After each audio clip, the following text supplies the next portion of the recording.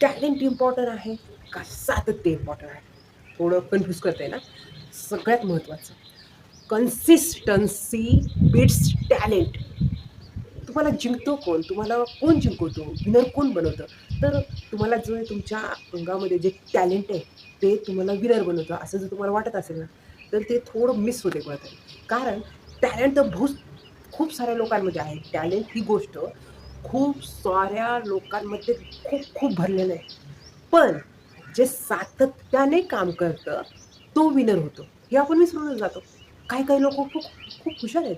जसं की रोज 10 पानं रीडिंग करतात, 10 मिनिटासाठी रनिंग करायला जातात किंवा जे आपल्या कामामध्ये एक-एक स्टेप खूप छान घेतात. पण हे कधी?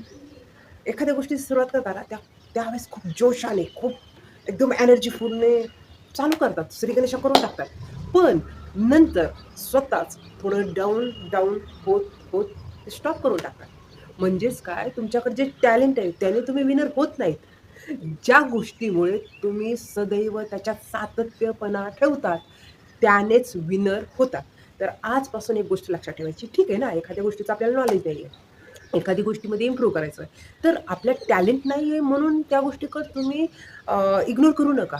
त्या गोष्टीकडे तुम्ही स्वतःला कॉन्फिडन्स नाही आहे असं पाहू नका.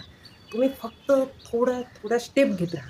म्हणजेच काय तुम्ही जर कन्सिस्टन्स ठेवलं स्वतःला, तर नक्कीच ती गोष्ट खूप छान प्रकारे तुम्ही करू शकतात आणि तुमच्या जीवनात खूप सारा आनंदी राहू शकतात. त्याच्यामुळे आवर्जून लक्षात ठेवायचं आहे, कन्सिस्टन्सी बीट्स टॅलेंट.